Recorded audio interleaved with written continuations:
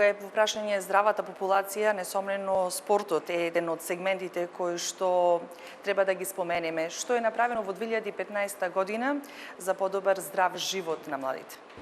Па исто така, еден од приоритетите на локалната самоуправа е развојот на спортот, пред се психофизичкиот развој на најмладите. Направено е многу во инфраструктурата на спортот. Например, ова година се заврши комплетно салата во Средното економско училиште, се доградува салата во Добре Јовановски, направен е стадион вреден некаде околу 700.000 евра со вештачка трева во типските куќи и еве се најави заедно со помош на ФФМ, УЕФА и Општинскиот фудбалски сојуз еден крупен капитален проект за нашиот град, а тоа е комплетна реконструкција на градскиот стадион Гоце Делчев. 1.000.000 евра ќе бидат вложени, поголем дел од средствата се од УЕФА донација, меѓутоа остатокот се од локалната самоуправа. Ќе бидат поставени нови рефлектори на стадионот, нови седишта, покривање на одредени делови, реконструкција на трибините, исто така реконструкција на самата тревната површина и секако ќе имаме реконструкција на сооблекувалните, односно да се доведе стадионот да биде во можност за одигрување на меѓународни надпревари. Се реконструира и неколку игралишта во градот, се работи на фудбалско игралиште во Алинци. Наредната година очекуваме да ги реконструираме и фудбалските игралишта во Канатларци, Голема Коњари. Исто така, она трева која ќе се вади од градскиот стадион ќе биде поставена на еден од постојаните стадиони во градот, за да може да се возможи да има повеќе места за тренинг и одигрување на утакмици во нашиот град. Наредната година очекуваме изградба на тениско игралиште во дворот на гимназијата Мирчацев, која е проект на Агенцијата за млади спорт, и мултинамеско игралиште во населеното место Канатларци. Меѓутоа, наредната година секако ќе бидат изградени и реконструирани други игралишта кои што се наоѓаат дел во дворните места, дел надвор од дворните места на училиштата по населбите, и тоа за мал фудбал, за кошарка, за одбојка. Планираме дете годинава се изгради еден прекрасен скейт парк, мотокрос патеката веќе ја надополнуваме секоја година в година. Планираме да токму на таа мотокрос патека се одвива европско или светско првенство да аплицираме, што ќе представи дополнителна туристичка и спортска атракција. Исто така болдерингот веќе е влезен на голема врата, маунтибајкот во градот, велосипедизмот зема се поголем и поголем замав и го поддржуваме. Исто така и параглайдингот со изградбата на платформата на под Трескавец, исто така возможува одвивање на европски светски купови и така натаму. Меѓутоа, резултираат ли овие изградени спортски објекти за создавање на добри спортисти, бидејќи сепак тоа е намената на спортските објекти? апсолутно, тоа е и улогата на локалната самоуправа. Локалната самоуправа, главната улога е да го развива масовниот спорт, односно имаме ли квалитетни клубови во 2015 година? Да напоменам и тоа, дека благодарение на јавно-приватно партнерство се изгради балон сала во Блаже Коневски, а еве моментално се гради, ќе биде готова балон салата и во дворното место на основното училиште Гоце Делчев, која што е донација од Лозана, од Швајцарија. Секако дека Прилеп е колевка на голем број таленти во индивидуални спортови. Имаме во карате, во џудо, имаме голем број на успешни спортисти во бокс, во борење и така натаму. Меѓутоа, секогаш Прилеп бил познат по два спортови, тоа е фудбалот и ракометот најмногу. И ние како локална самоуправа сме должни заедно со бизнис секторот да инвестираме токму во овие спортови. Би упатил една благодарност и до бизнис секторот кој што влегува во овие два клуба и заедно со локалната самоуправа ние како најголеми акционери фактички директно го ги поддржуваме овие два фудбалски клуба, а тоа е фудбалскиот клуб Победа кој е бренд на градот и ракометниот клуб Прилеп. Ракометниот клуб Прилеп гледате дека имаше успешна сезона, заврши на второто место, вице шампиони во македонската Суперлига и го врати ракометниот сјај на нашиот град. Благодарност до клубот, до оние кои го водат клубот, до играчите, до тренерот, направија голем успех за градот Прилеп и лично за себе, бидејќи Веќе стана навистина сериозни ракометни играчи, дел од нив сигурно во иднина би биле и наши репрезентативци. Исто така и победа се стабилизира состојбата со победа. Тимот имаше добри настапи и лоши настапи во текот на оваа сезона, меѓутоа бодовното салдо не е многу големо, некаде околу 4-5 бода од првиот.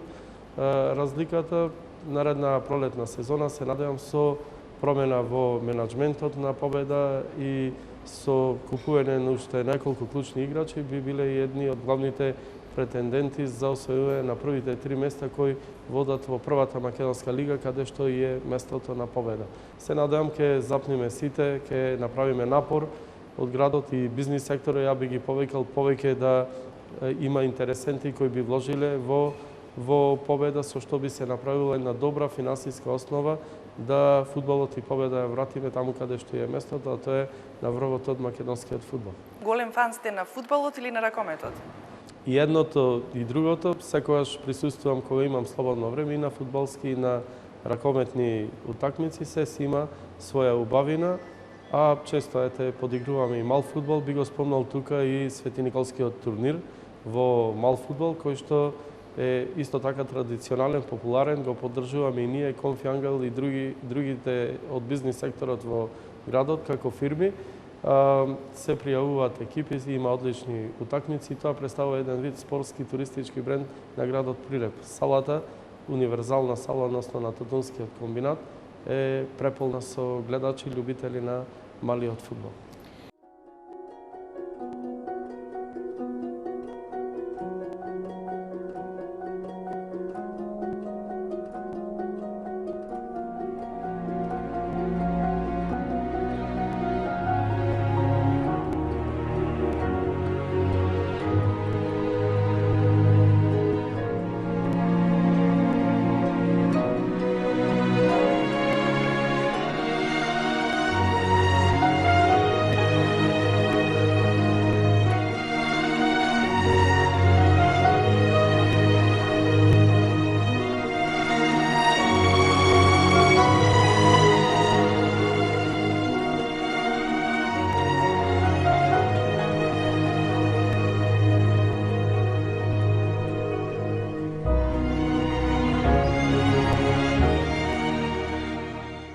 Споредна работа секако представува, ако е спортот првата, не би се навредиле оние другите од во културата. Би рекла културата.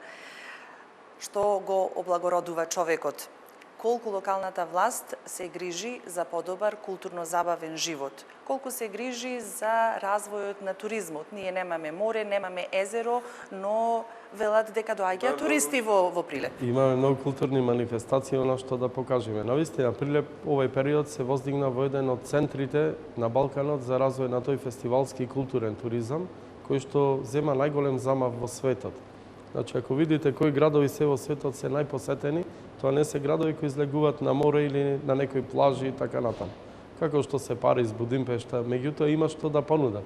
Имаат многу културни содржини, имаат споменици, имаат манифестации, имаат со што да се пофалат. Прилеп во овој период развиваше навистина една гранка која што беше и непозната во Република Македонија, да се развива тој културен туризам. И успеавме до некаде во тоа, затоа што Прилеп после Скопје и Охрид има најмногу туристи кои во текот на годината го посетуваат. Би го истакнал тука Пивофестот, Джез фестивалот, Карневалот, Маријовско-Мегленските средби, театарските игри, богатото и долго културно лето, исто така 11 октомври, Свети Никола ете и како патрон на градот, меѓутоа и како своевидна туристичка атракција, а исто така и новата година која секогаш спектакуларно се дочекува центарот на градот, во градот под Марковите кули.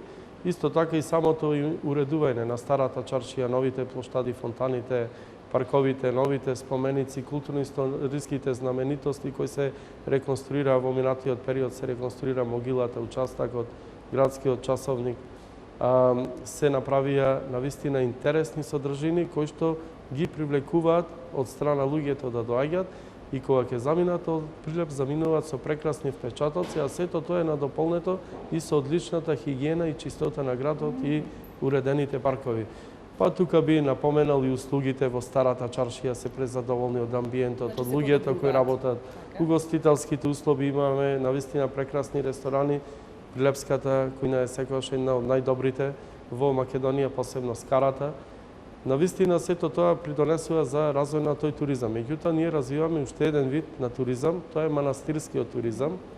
Еве, слушнав деновиве заврши тендерот за изградба на конаците на манастирот Лескавец, со изградбата на патот и конаците. Во иднина владата ќе вложи околу 1,5 милион евра. Овој ќе биде дефинитивно најпосетениот манастир во Македонија. Тоа го тврдам. Тоа е и сега така, меѓутоа откако ќе се изгради, реконструира, тоа вистина ќе биде така. Исто така да напоменам дека се изгради и источниот конак во манастирот Архангел Михаел, со што ја зголеми својата атрактивност и удобност за посета. Се реконструира, се изгради пат и комплетна реконструкција на еден од најубавите манастири во Македонија, тоа е манастирот Зрзе, кој што, ете, кога и да појдете, кога се убави деновите, стотици луѓе го посетуваат тој манастир. И владата, гледав исто така во програмата на Министерство на култура, има одредено средство за реконструкција на самата црква и манастирот Свети Никола во село Манастир во Мариово, кој исто така доста стар и атрактивен, потекнува од 13 век. Ние направивме патна инфраструктура и до тамо, меѓутоа и до другите манастири кои што се битни во околината на градот, а од религиозен аспект изградивме исто така и многу цркви за потребите на граѓаните на Прилеп. Така, после 100 години, ова година се освети црквата Света Петка. Исто така, се надевам во 2016 година, до првата половина, ќе бидат осветени уште две битни цркви, а тоа е Свети Пантелеимон во кругот на болницата и Свети Наум Охридски на почетокот од могилата до Сала Македонија, со еден преубав плоштад ќе се изгради околу нив. Наредната година ќе се изгради плоштадот околу црквата Света Петка во Точила и доградување на камбанаријата, со што Точила не само црква ќе добијат и прекрасен плоштад како збирно место, како центар на Точила.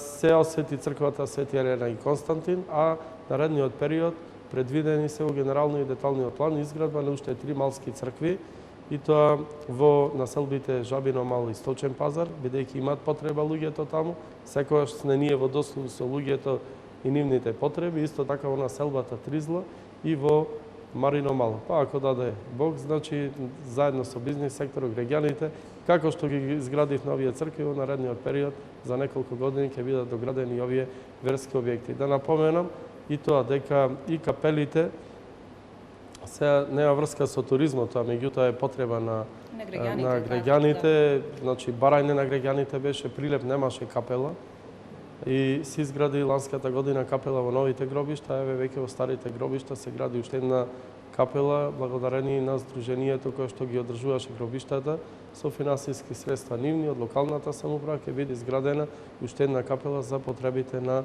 старите гробишта. А кога сме кај религиските објекти, за потребите на ромските муслимани кои живеат во Тризла, забрзано се гради и ромската џамија, која е исто така на општо задоволство на нашите браќа роми муслимани кои живеат во населбата Тризла. Прилепот секогаш бил град и пример за соживот, така бил во минатото, така е сега, така ќе биде и во иднина. Ние завидуваат многу градови како ние заедно живееме со ромското население, кои што снеате и некои од различна вероисповед, меѓутоа толку многу се сложуваме и живееме така да е прекрасно да се живее во овој град. А ние не случајно сме тука покрај оваа новогодишна елка која што е во холот на општина Прилеп, бидејќи таа е накитена токму со лампиони кои што ги презентираат проектите на локалната власт. Па да, секогаш новогодишната елка е многу поразлична од многу елки во Македонија, бидејќи нашите лампиони се сите проекти кои се реализирани во општина Прилеп во тековната и минатите години, така и ова година. Меѓутоа, некако елката ни е многу мала, треба да ја зголемиме, бидејќи има многу проекти кои треба исто така да бидат поставени на ова новогодишна елка. Тука е лампионот од Марко Цепенков, значи Прилеп вложува и во изградба на спомен обележја. Потребно ли е тоа? Секако, мислам, има многу луѓе кои викаат зошто ви се споменици. Тие луѓе, ја мислам дека многу неа ценат и почитуваат историјата и минатото на Прилеп. Спомениците се одраз на она што бил градот во минатото и сега. А Прилеп секогаш бил културен, политички, економски, било каков друг центар и затоа ние секогаш се гордееме како прилепчани со делото на одредени луѓе како што е случајот со Марко Цепенков и со должна почит бевме должни досега да имало барем еден споменик, споменично обележие во она што го има тие направено за Прилеп, за Македонија и пошироко. Ова локална самоуправа во минатиот период изгради повеќе спомен обележија, тргнувајќи од Карпалак, Прилепски бранители, Блаже Конески, Круме Кепески, тука е Кузман Јосифовски Питу, Ѓорче Петров, Пере Тошев, на Пеце Атанасовски. Исто така се направи споменики на легендата на овој крај, а тоа е Итар-Пео, по кој што го познават посебно Мариовскиот крај.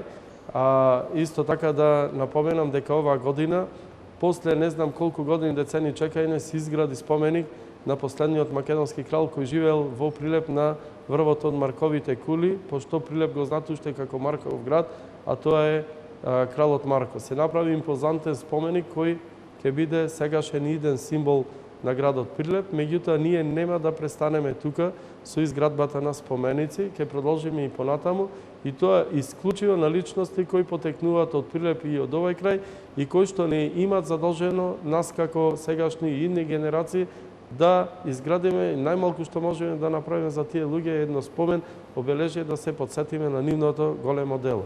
Така да во иднина предвидени се изградба на споменици на Методија Шаторов Шарло, на битката на Наужот, која што е една од најголемите битки после Милинданската епопеја, која се случила во Прилепскиот крај. Исто така ќе биде изградено спомено обележие на Мирче Ацев и ќе бидат поставени многу звезди на патеката на славните, на заслужни прилепчани од областа на културата, литературата, она со што го воздигнале Прилеп да е она што е денес. Ние сме денес горди прилепчани токму со делата на сите овие луѓе на кои се поставени спомен обележија во различни делови од центарот на градот. И сега накратко од нашиот разговор блиц телеграфски. Кога сме веќе кај проектите, кој проект ви е најдраг, би рекле, или би ви оставил секогаш во сеќавање како успешен, на кој би се гордееле? Во текот на ова година или општо? Воопшто. Па воопшто водоснабдувањето ми е еден од најбитните проекти, затоа што Прилеп беше град најпроблематичен со водоснабдување. Денес тој проблем го немаме. Меѓутоа исто така еден од најбитните проекти е исследувањето на внатрешната инфраструктура во градот, што е основа за нормалното функционирање, живеење и развој на градот во иднина. Тоа се случува денес, тоа ќе се случува и наредната година и откако ќе заврши овој проект, Прилеп ќе се воздигне во оние градови во Македонија и на Балканот кои ќе имаат најдобра инфраструктура, што е дополнителен импулс за економски развој, привлекување на нови инвестиции, спортски, културен развој, било каков развој на градот. Тоа е основата за развој на еден град и затоа ми се најбитни овие проекти. Меѓутоа кажав и во мојот разговор дека секош пак најдраги проекти како иднина и обезбедување иднина и моја и на сите прилепчани е секако инвестирањето во образованието. Кога инвестираме сите оние проекти во образованието, значат инвестирање во самите нас. Изградбата на здрави психофизички деца кои еден ден ќе не заменат сите нас, ќе бидат многу поквалитетни кадри, ете тоа е иднината на градот Прилеп и на Република Македонија и затоа ми се тие најдраги проекти. Што би отстраниле итно од градов? Многу често ме нервира кога имаме се уште некои несовесни граѓани, кога уништуваат, растурат, место да седат на клупа онака како што се седат горе на клупа. Меѓутоа, многу е подобрено и во тој поглед, да ги пофалам прилепчани, се многу понапред во однос на другите градови. Ако се досредиме тука уште малку во тој поглед, ние ќе бидеме дефинитивно најчистиот град и најубавиот град на Балканот. Кој е вашето хоби? Моето хоби е играње фудбал, слушање музика, некогаш теретана, дружење со пријателите, другарите, дружење со граѓаните на општина Прилеп. Тоа ми е, секогаш да речам, ми исполнува како човек. Каде наоѓате мир, што ве одмара по напорниот ден? По напорниот ден секако домот, семејството, меѓутоа да напоменам дека имаме многу прекрасни места и некогаш слободните денови ги има многу малку во викендите, ги користиме за излегување. Најчесто Мариово вака ми е омилено, бидејќи е помирно, потивко е. еколошки најчист крај, одредени населени места кои што ги имаме во околината на Прилеп и прекрасните манастири. Кои човечки особини ве нервираат, кои ги почитувате како човек и како Па гражданин? лицемерието најмногу ме нервира, а почитувам секогаш кога човек е искрен и кога човек навистина го кажува она што го мисли. И бидејќи е нова година и се празници и Божик, што сакате вам да ви донесе Дедо Мраз за нова година? Па Дедо Мраз како градоначалник сакам да ми донесе многу проекти за идната година во интерес на граѓаните на Прилеп, да го подобриме квалитетот на живење, да донесеме нови инвестиции, да отвориме нови работни места и да донесеме навистина многу повеќе спортски дух кај граѓаните, со што ќе се гордееме со нашите клубови целиот Прилеп, а иначе секако посакувам како на моето, така и на сите семејства во градот и граѓани да имаат мир, благосостојба, да се почитуваат меѓу себе, да си посакаме пред се здравје, среќа, успех и уште многу успешни проекти во наредната 2016 година. Нумеролозите велат дека 7 е среќниот број, ви поставив 7 кратки прашања, ви благодарам за одговорот и ви благодарам за овој разговор. Благодарам и на вас, а да ги поканам нашите сограѓани да ја прославиме заедно новата година на плоштадот и да бидат среќни весели на најголемите христијански празници, а тоа се Божитните празници. Благодарам што Благодарам и на вас.